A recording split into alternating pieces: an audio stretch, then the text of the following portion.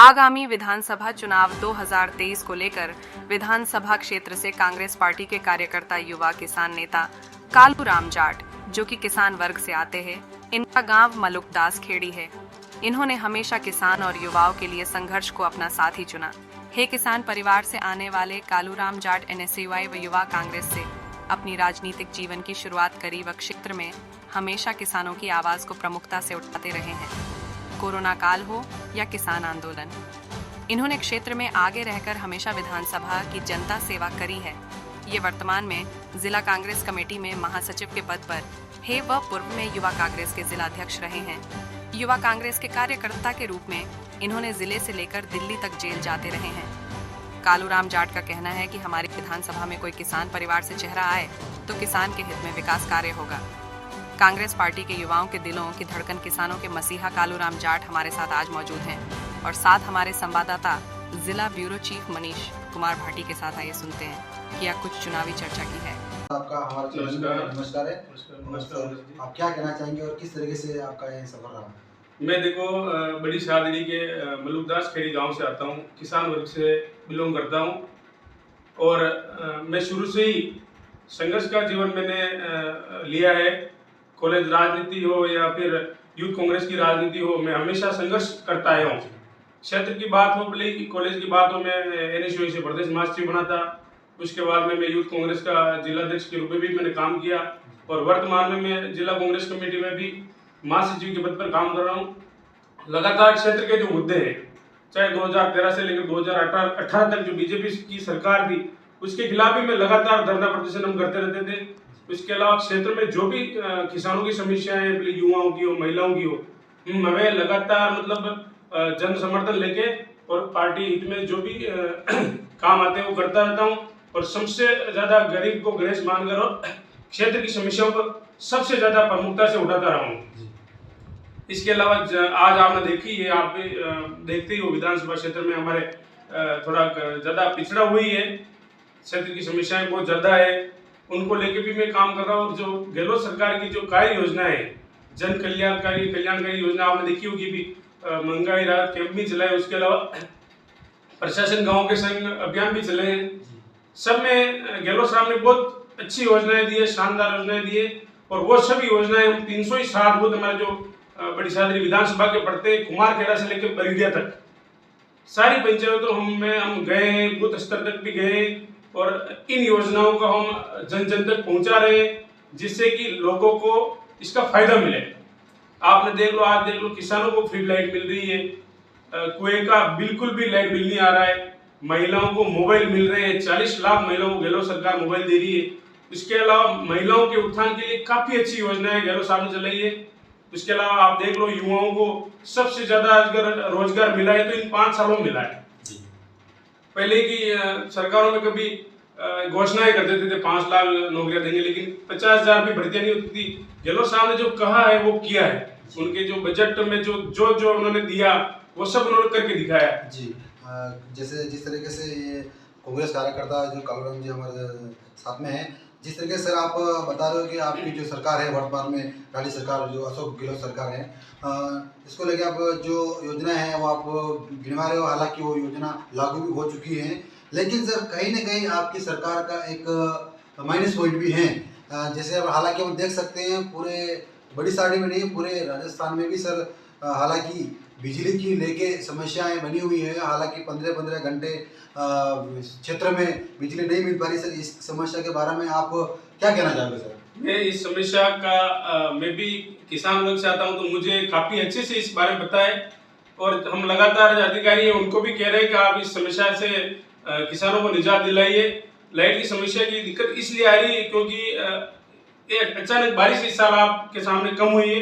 बारिश कम हुई है तो लगातार किसान क्या खेत की पिलाई तो करेंगे, तो सब किसानों ने अपने खेत की पिलाई कर रहे थे। इससे क्या ऑटोमेटिक मतलब पावर में लोड बढ़ गया है और पावर लोड हटाने के लिए थोड़ा टाइम लगेगा, लेकिन हमने अधिकारियों को भी अवगत कराया है और हमारे जो माननीय नेता है ऊपर के उनको भी अवगत कराया है। इस समस्या से हमें बहुत जल्द छुटकारा मिल जाएगा। जी सर, जिस तरीके से आप कहना चाह रहे हैं, आपकी सरकार काफ़ी सारी योजना भी मतलब लागू की, वो जैसे चिरंजीवी योजना 25 लाख का बीमा और महिला को फोन वितरण करना और ऐसी कई सारी योजना है, फेयर फुकीट और पशु गाय का मतलब कोई मृत्यु हो जाती है तो उसको लेकर 40,000 रुपये, मतलब काफ़ी सारी योजनाएं सरकार द्वारा लागू की गई और वर्तमान में मतलब योजना चल रही है। हालांकि सर एक मुद्दा वही आता है बिजली को लेके, जिससे बड़ी सारी क्षेत्र में दो चार व्यक्ति की मौत भी हो चुकी थी बिजली को लेकर। तो सर इसके बारे में आप क्या कहना चाहेंगे कि उसमें बिजली की समस्या क्यों नहीं यहाँ से मतलब खत्म हो जाएगी? बिजली का मैंने आपको कहा है कि बहुत जल्द इसके समस्या का निदान हो जाए, क्योंकि बड़े बड़े ट्रांसफार्मर अभी लगने वाले हैं। गहलोत साहब के जो आप साहब कैबिनेट में मंत्री उदयलाल जी आंजना और जराव साहब ने अभी थोड़े दिन पहले ही एक बड़े बड़े ट्रांसफार्मर वहाँ उतरवा रहे हैं। इस समस्या में से हमें जल्द ही निजात मिल जाएगी। और जो अभी जो लाइट से आप कह रहे हो जो किसानों की मृत्यु हुई, उसमें भी गहलोत सरकार ने उनको मुआवजे का प्रावधान दे रखा है। उनको अधिकारियों को हमने कहा भी था और बाटोली गुजरात में भी मौत हुई थी, उसमें भी मैंने IN साहब को JN साहब को बोला था, मैंने कहा तुरंत जो भी इसको संज्ञान में लेकर कार्रवाई करो और किसान भाई को उचित मुआवजा मिलना चाहिए, मतलब उसका हक है। और ये लाइट वाली समस्या बहुत जल्द समाधान हो जाएगा इसका। जी, जिस तरीके से अपन बात करते हैं विधानसभा क्षेत्र में जो सड़कों को लेकर क्या हाल है और किस तरीके से जो विधानसभा क्षेत्र डुमला, मंगलवार, चिकाड़ा इसको लेके निकुम जो क्षेत्र मतलब निकुम गांव से होके जो बड़ी सड़कें निकलती है, जो बाजार में जो रोड खंडर बना हुआ है, इस सब रोडों को लेकर क्या सर कहना चाहोगे? आपकी सरकार मतलब जो छोटे मोटे कस्बे हैं उनको लेकर सर कई सारे हादसे हो गए, कई व्यक्ति की जानें जा चुकी है, इसको लेकर सर आप क्या कहना चाहेंगे? मेरा इसमें ये मानना है कि जो निम्बाड़ा से मंगलवार तक जो 4 लेन को अभी गहलोत साहब ने पास किया है, उसका भी बहुत जल्द वर्क टेंडर चालू हो जाएगा और इस रोड का काम भी चल जाएगा। लेकिन जो क्षेत्र में विधायक महोदय हैं उनकी काफ़ी उदासीनता है। क्षेत्र के जो विधायक हैं हमारे भाजपा से और ललित जी, तो उन्होंने कभी क्या क्षेत्र की समस्याओं पर ध्यान दिया नहीं। उनको टाइम ही नहीं है या तो समय नहीं है या वो ध्यान देते नहीं, या फिर सरकार का मतलब रोते रहते हैं कि मेरी सरकार नहीं, मैं क्या करूं। काम करवाने वाला हो तो काम कैसे भी करवा सकता है। आपने देखा होगा विपक्ष नाम की कोई चीज मैंने बड़ी सारी विधानसभा में 5 सालों में देखी नहीं। कोई समस्या सुनने वाला विधायक था, मतलब चुनाव जितवा के विधायक बनाया उनको, लेकिन सड़कों की समस्याएं देख लो, आप पानी की समस्याएं देख लो, आप सरकारी अस्पतालों की समस्याएं देख लो, जो पड़ी है, जर्जर अवस्था में पड़े हुए हैं। जी सर, जिस तरीके से आप सरकारी स्वास्थ्य केंद्र अस्पताल की बात कर रहे हैं, तो एक ऐसा हॉस्पिटल है डुमला का मुख्य स्वास्थ्य केंद्र, जहाँ पर मतलब डुमला का मेन हॉस्पिटल है सर। वो डुमला जो स्वास्थ्य केंद्र है वो पिछले 2-3 वर्षों से जर्जर अवस्था में बना हुआ है। उसकी छत टपक रही है, दीवार से प्लास्टर गिर रहे हैं, ऑपरेशन थिएटर में भी उनकी प्लास्टर गिर रहे हैं।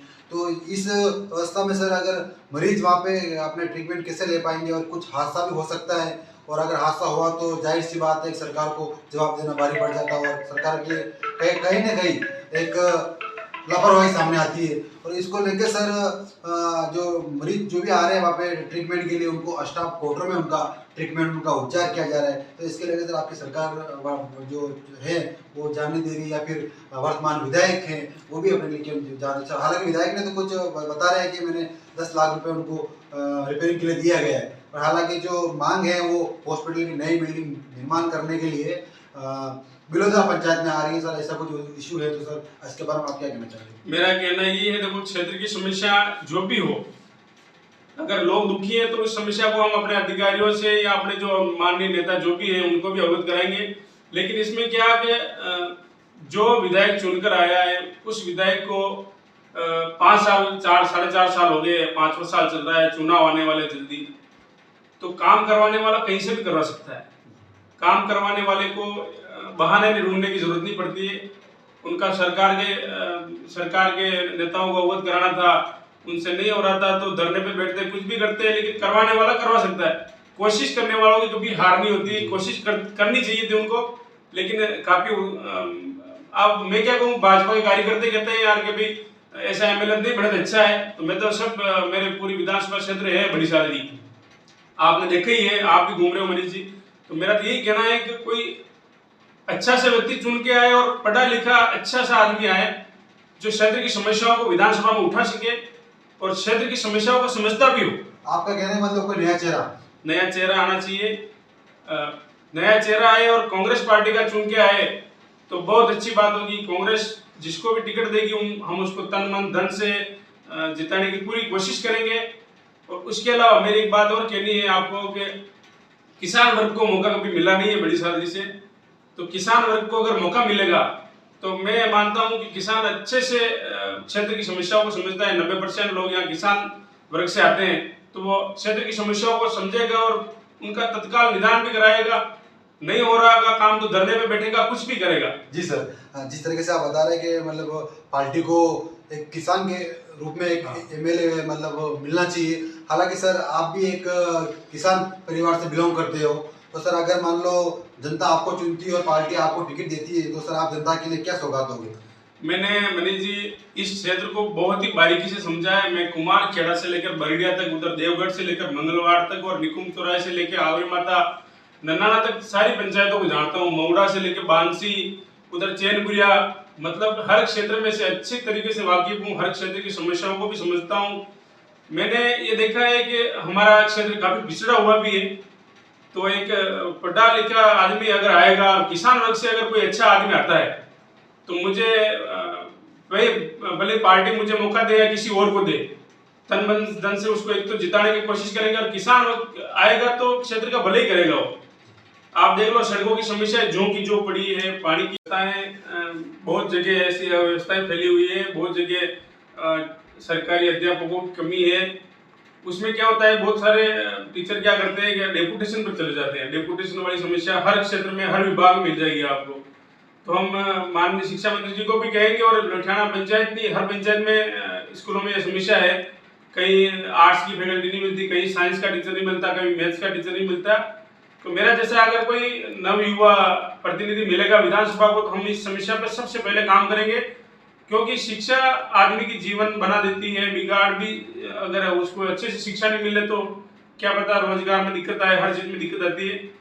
तो शिक्षा सबसे जरूरी मानता हूं मैं इसकी आदमी के जीवन में, उस पर सबसे पहले काम करूंगा। जी, जिस तरीके से एक सड़क की बात करते हैं, उदयपुर से मंगलवार सिटी के अंदर आते हैं, जहाँ पे एक नंगावली कट आता है, वहाँ पर सर एक 1.5-2 फीट का एक जो खड्डा है वो बीते में 5 सालों से मैं भी देख रहा हूँ। वो खड्डा मतलब कोई जनप्रतिनिधि या फिर कोई सरकार या फिर किसी का वहाँ पर एनएचए वाले किसी का जान नहीं जा रहा है और वहाँ पे 3 व्यक्तियों की मौत हुई सर। इसके बारे में क्या? आपने कहा 3 लोगों की मौत हुई तो काफी दुखद है ये बात। आपने भी संज्ञान में डाला है, तो हम कल ही बात करेंगे एक्शन साहब से और जो भी इसके जिम्मेदार आते हैं सरकारी विभाग से, उनसे बात करेंगे। आगे हमारे जो क्षेत्र के जो भी नेता हैं उन तक मैं बात पहुंचा दूंगा। अगर पीडब्ल्यूडी स्टेट गवर्नमेंट इसमें एक्शन लेगी तो हाथों हाथ एक्शन करवा देंगे। जी सर, इसमें क्या हो रहा है, हमने भी बात की है विभागों से। पीडब्ल्यूडी एनएचए के ऊपर डालती है और एनएचए पीडब्ल्यूडी के ऊपर डालती है, दोनों की मिली भगत के कारण ये जो व्यक्ति है उनकी मौत हो रही है सर। हाँ, तो ये तो ये आप बात ही समझ रहे हो, अधिकारी ऐसे करते हैं तो वो काम चोर है, वो भाग रहे अपनी मतलब जिम्मेदारी से भाग रहे। तो सर सरकार ध्यान देनी चाहिए। सरकार से आप मेरे अभी संज्ञान में आया तो मैं कल ही इसको दिखवाऊंगा कैसे क्या मामला है। आपने कहा 3 जनों की मौत हुई है, अगर एक्सीडेंटल मौत हुई है, अगर तुरंत अभी महीने 2 महीने की होगी तो उसमें हम राजस्थान सरकार आपके सामने है, काफी रिलीफ दे रही, 10 लाख रुपए तक का जो भी दुर्घटना में मौत हो जाती है उनको दे रही है, तो वो भी दिलवाने की मैं पूरी कोशिश करूंगा। जी, जिस तरीके से सर अभी अपन बात करेंगे आपके भविष्य के लेकर सर, आप किस तरीके से कैसे उठे हैं सर, और आप कौन सी फैमिली से बिलोंग करते हैं, और आपके मतलब जो आपका जो कार्यकारिणी रही है, आप कितने सालों से इस पार्टी में से जुड़े हुए हो और आप वर्तमान में किस पद पे हो सर, वो जरा आपके पर्सनल कुछ जानकारी बताइए। मैं आपको मनीष जी कह दूं, मैं एनएसयू की ब्लॉक अध्यक्ष से मैंने शुरुआत करी थी, 17-18 साल का था उस टाइम में, और अभी मैं 32 साल का हूँ। मेरा जीवन संघर्ष में बीता है। मैं किसान परिवार से आता हूँ, तो आप जानते हो किसानों की क्या दशा होती है। तो मैंने हमेशा शुरू से ठाना है, मैं 30 बार रक्तदान भी कर चुका हूँ, लोगों को अवेयर भी करता हूँ कि आप रक्तदान भी करिए। और मेरे जीवन में कभी 30 बार रक्तदान किया तो मैंने लोगों की चाय भी नहीं पी है। उस चाय को भी मैं आराम मानता हूँ कि अपन अगर जन सेवा करना चाह रहे हैं तो 1 रुपया भी किसी का कभी खर्च नहीं करवाएंगे, न जीवन में कभी भ्रष्टाचार का दाग लगा है, न 1 रुपया किसी से रिश्वत लिए। लोगों की जितनी जन सेवा मेरे से होती है मैं करता रहता हूँ। उसके अलावा मैं किसान परिवार से आया हूँ, तो किसानों की समस्याओं भी समझता हूँ। और 8वीं तक हम उस टाइम पैदल स्कूल जाते थे। उसके बाद 12 बीटेक बायो इससे करी, मैथ से करी। उसके बाद बीटेक के बाद मैंने सोचा अगर अपन राजनीतिक भविष्य में जा रहे हैं तो एलएलबी भी कर लेते। तो बीए एलएलबी भी करी मैंने यूनिवर्सिटी सुपेटे विश्वविद्यालय से, लॉ कॉलेज से। और एनएसयूआई यूथ कांग्रेस में मैं शुरू से संघर्ष करता रहा हूँ, यहाँ भी आंदोलन किए हमने। उसके अलावा जब भी दिल्ली में आला कमान बुलाता है हम जाते हैं, और जेल भरो आंदोलन में भी मैंने वहाँ भाग लिया है। मैं वहाँ दिल्ली में जेल भी गया हूँ मेरे युवा साथियों के साथ में। उसके अलावा जब भी मुझे ऐसा लगता है कि क्षेत्र में कुछ गलत है तो उसका भी विरोध करता हूँ। उसके अलावा आपने देखा होगा अभी 2 साल पहले जो पेंडेमिक आया था कोरोना, उस कोरोना काल में हम लगभग 70 पंचायतों में गए थे। मेरे युवा साथी जो यूथ कांग्रेस के साथी, उनके साथ हम मिलकर हमने 40-50 हज़ार मास्क बनवाए थे, वो फ्री में हमने वितरण किए। इसके अलावा कोई गरीब था, असहायता था, मतलब जिसको खाए के राशन सामग्री भी हमने पहुंचाई। हर गांव में जाके हमने काढ़ा भी पिलाया। और क्षेत्र के लोगों से भी मेरा एक नम्र निवेदन है कि जो 5 साल, 10 साल, 15 साल आपकी सेवा करता है, ऐसे लोगों को आप मौका दीजिए, आपकी सेवा वो भविष्य में भी करेंगे। चुनाव आते जाते रहेंगे लेकिन भाईचारा भी बना रहे लोगों का, ऐसी मेरी क्षेत्र के लोगों से भी अपील है। और आप सबसे यही निवेदन है कि अच्छा नेता चुने, अपना चुने, भविष्य अपनी 24 घंटे आपको यहाँ उपलब्ध हो।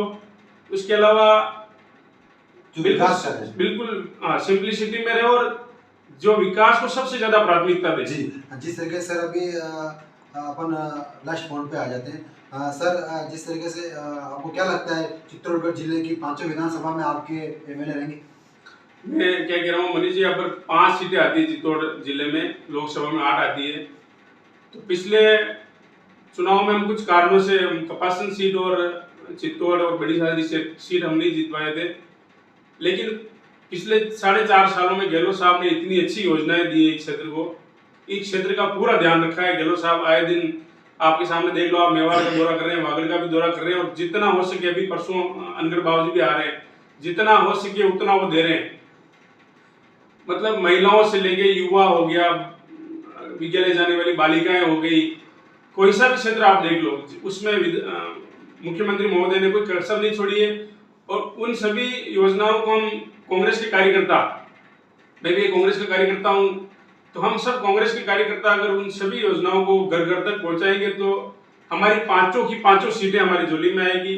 अभी आपके सामने बेरूलाल चौधरी भी जिलाधीश बने, वो भी काफी ऊर्जावान हैं और क्षेत्र में काफी मेहनत कर रहे हैं। हमारे माननीय जिले के जो नेतागण हैं वो भी काफी कोशिश कर रहे हैं और सोच समझकर अच्छे लोगों को टिकट देंगे और सब मिलकर जिताएंगे। जी सर, जिस तरीके से आप बता रहे हैं और आपकी मेहनत रंग लाएगी और आप लोग कार्यकर्ता अगर मेहनत करोगे तो सरकार फिर से बनेगी।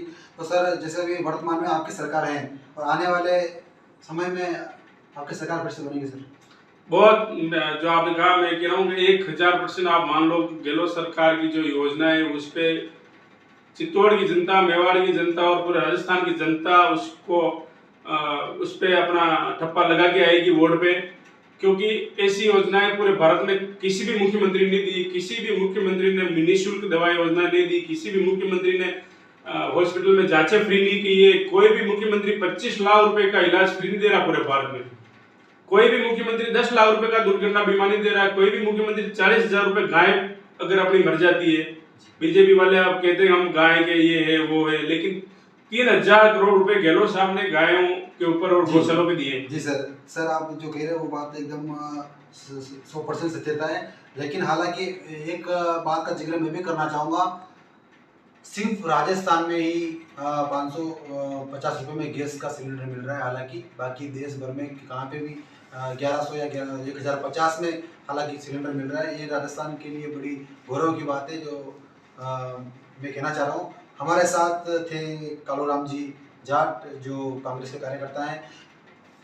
कैमरामैन बेरेशी कितावत के साथ मनीष कुमार भाटी, नमस्कार।